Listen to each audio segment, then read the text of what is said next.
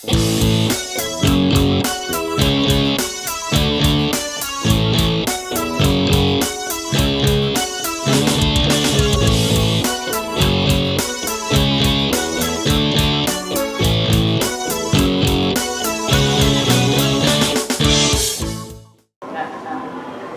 we're back. All right, everyone, and welcome back to Talk-Oyaki with Nick Izumi.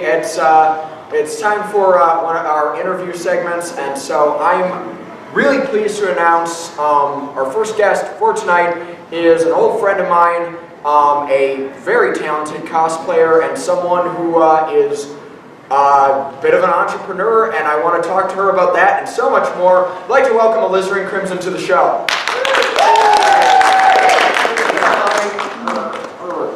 Welcome to the show. Take a seat. There's a 89 Batman logo above for you, because that's how cool this is. Actually, I'm going to need that back because my wife likes serving coffee. But, yeah. I don't. Do you want to fight my wife? No, that's not, no, I'd rather not. I mean, I understand if you want to fight me, because that's going to end really sadly for me. But, aw. So, so welcome to Talk-Oyaki. It's such a pleasure to have you here. Do you need a mic? No, I can talk about it. Okay, I'm just, yeah. like in the phase of This room is super acoustic. Things are bouncing everywhere, which is amazing with the thousands of people absorbing sound. Woo! My God. Anyway, so like I said, the first time I became aware of your work, your craftsmanship, and that sort of thing was, of course, through cosplay. So, Alizarin, what got you into cosplay? How long have you been doing this whole jam? I started in 2007 with my first convention of Anime Central. It was a purchase costume because at the time I didn't have a lot of sewing knowledge, and my mother had been out of sewing for many years, so she's like, I don't have time to make something, let's just buy it. It was a crossplay of Cloud Strife. It was very embarrassing, but we all gotta start somewhere. And we are from a generation where a lot of our first costumes were Final Fantasy VII related, yes. And we don't talk about them anymore. It's funny how that works. It was a good idea at the time. I mean, I got a really nice blade out of it because my grandfather crafted the a blade out of wood for me, so that's really cool. All right. And then from there, I decided that I wanted to kind of make my own costumes, so it eventually led to a degree in fashion design. That's awesome. Because I wanted to learn how to make patterns for costumes.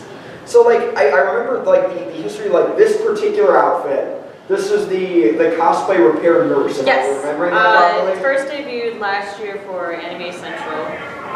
Nobody knew what I was because I didn't have a sign or anything. I had like my little carrying bag, and all my friends knew, so they knew to find me. Like, say, help me, I need you to fix this. I don't have my supplies on me. But then for Anime Expo last year, I had like this big sign my cousin made me that I carried around, and I had like 20 people ask me to fix something. I think my favorite one, there was a gentleman who wanted me to draw the fairy tale symbol on his chest in Sharpie. I did it. It was okay. But I had like the ghetto shakes going on because I was like very hungry, and I'm like, okay, well, I hope this is gonna be okay. We'll make it work. How strong was the Sharpie smell? Because if it was strong enough, he wasn't going to care one way or the other. Well, it was a brand new one, so it had a little bit of odor. Those are the fun ones. meanwhile, my producers, Fee and Amy, are in the corner being like, we're going to have to run a disclaimer. Talk-Oyaki does not endorse sniffing Sharpies or any other kind of marker. We do. What about the Mr. Sketch? Oh? What? The Mr. Sketch smell delicious. It's hard to say Except no. the black licorice. Black licorice is never delicious under any circumstance. I don't think black licorice smells delicious, let alone a marker. I actually licked the orange one once. Oh no. There is one brave soul in the audience who wanted to put that out for the internet to hear. There goes my hero. Okay. Watch it as he goes. What? It was a good idea at the time. It was a good idea at the time. Famous line. That's going to be the name of this episode. It was a good idea at the time. That's where all of this comes. So, speaking of where everything comes from. Yes. So, you have a degree in fashion design. Obviously, you've taken it in one awesome direction with cosplay working. Now, entrepreneurship, kind of moving forward there. Tell me a little bit about your other project. So, I have two businesses now. The first original one is Crimson Emporium, which focuses more on like the design aesthetics and the cosplay. That is actually celebrating 5 years as of last month. And I was working on this new adventure of mine, which is called It Starts From Nothing. So it started with an idea last year in February, actually. So it's taken me more than a year to kind of like have this come to fruition.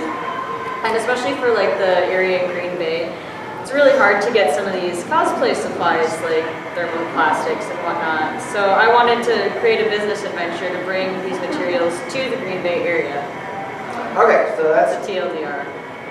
I find that really fascinating because I love any time that nerds wanna, and I don't want to use nerd as a derogatory term, but like when people in our demographic, in our community want to give back to that community, I can't help but cheer for that because I think that's great. And furthermore, as an Aquarius, I firmly believe that lots of good things start in February. I'm a fellow Aquarius as well. So yeah, it's like, what an awesome time. January 25th. February 16th, just barely, but yeah, so,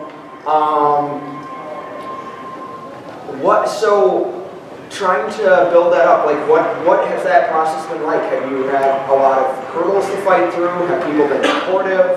I've had lots of support from both my family and my husband. He's pretty much, I let him do what he wants, and he lets me do what I want, and then, you know, we both kind of support each other in our own things. And then my parents have been helpful in the fact that I'm going to be having like my wedding ceremony in October, so my old room at the house was supposed to be for wedding stuff, but up until this convention, it's been storage for all the stuff that I brought today at the convention. So it's been tough.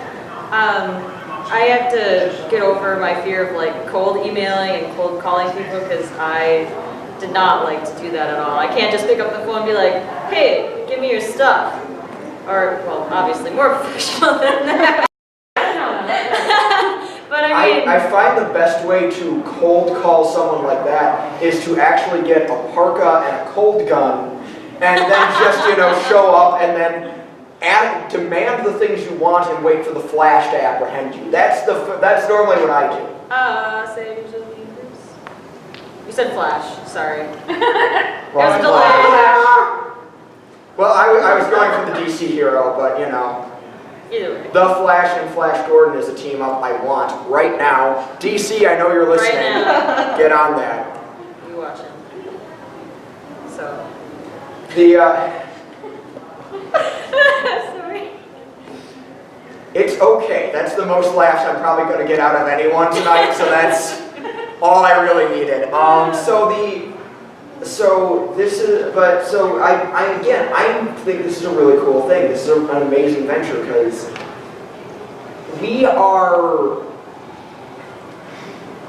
nerd culture where it's at right now is in a place where I feel we are more communal than we have ever been able to be before. Because for so long, cons were the only time when we got to like really interact with other people who were into this, and it was like, hey, you like Star Trek? I do too. See you next year, I guess. See you later. And now, like, I watch nerddom building up things to try to help each other out and to build businesses off of that and to build, you know, identities and careers off of that. I think that that's one of the really amazing things about the internet age, and I can't help but just give you all the praise in the world for trying to take what you have and what you've done and to try to give back and also to kind of build yourself up in your own career experiences. I think that's the coolest thing in the world. Thank you. And I think that deserves another round of applause. It sucks that like all these materials, like you can buy them online, but there's nothing like in Green Bay. I mean, there used to be a joke that if you wanted to get anything to pass the market, you test it in Green Bay because we're super conservative. So if you can sell it in Green Bay, you can sell it anywhere. And I feel like within even like the last 5 years, you know, the community is changing. I used to work at Joann's part-time, and you know, that's part of where this also started from. You know, there was a lot of cosplayers that would come in for different fabrics, different materials, and you know, they weren't able to get it at our store, and you know, it was hard to, you know, tell them, you know, this is where you can get it, or you know, hey, we're going to be getting this in soon. I mean, that is kind of one thing that feels nice, you know, that Yaya Han it's become mainstream enough that someone like Yaya Han has the ability to bring these fabrics in. So I want to kind of take it a step further and make it more local. So I want to get like, you know, quality fabrics, these building supplies that all these people need that, you know, they don't want to spend like the $20 plus shipping for just something to try. You know, they want to touch it, they want to feel it, they want to see what it is before they commit. Warble ain't cheap. No. Well, I did like again. I think that's one of the coolest things in the world. I love local businesses, and I would love to do what I can to support you in whatever I can. If you're in the Green Bay area, I definitely implore you to support a good person and just someone who's going to help you out, knows what she's talking about, obviously. I try to know what I talk about. Sometimes Where can we find your business? Yeah. Currently, you can find it online. I don't have like a physical location. It's in the works. I'm hoping either next year or the following year to have like something small. But like if you're local to the Green Bay area, if you order online, I do have an option where you can do just like pick up, so we can like meet somewhere and I can be like, here. Not like a drug deal though. It could be like a cosplay drug deal, because you get like, got the stuff? Yeah, I got your stuff. You're gonna have to edit this out, I'm sorry. We have gone from sniffing markers to drug deals. So yeah. Oh, my business is called It Starts From Nothing. So I actually have a legit website too. It's not like GoDaddy.com/. It is www.itstartsfromnothing.com. And the link for that is, for all you YouTube viewers, the link for that is right down in the doobly-doo. So you can click right there. And the stuff, the things right here. Yeah, it's right down in our doobly-doo. Take a look at that. Hit up that page. You have any other cosplay stuff you're going to be working on this weekend or upcoming cons? No. Judging the contest. Oh, yes. Yeah, I'm going to be judging the cosplay contest tomorrow. It'll be super fun. I will be wearing my 9-pound scale mail dress. Yes, it's really 9 pounds. I did weigh it. Nice. And then I've got the Iron Maiden scale shoes too. It'll be very exciting. If you hear jingle, jingle, jingle down the hallway, it's probably me. It's not Santa. No, but I do have gifts. I do have gifts because I will be also giving awards out at the cosplay competition to the winners as well. Fantastic. Now that is exciting. Elizabeth, thank you so much for coming on the show. I understand that you're pretty zonked out. So. Yes. Stressful few last days trying to prep for everything. Well, again, it's a pleasure to have you here. Thanks for coming on the show. Thank you. Again.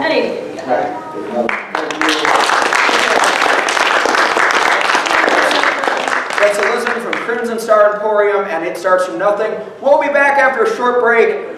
Stay tuned. YouTube. They tune YouTube, right? Click the doobly-doo. Click the doobly-doo. The Green Brothers use it. They stole my face. I'll steal their thing. See you guys later.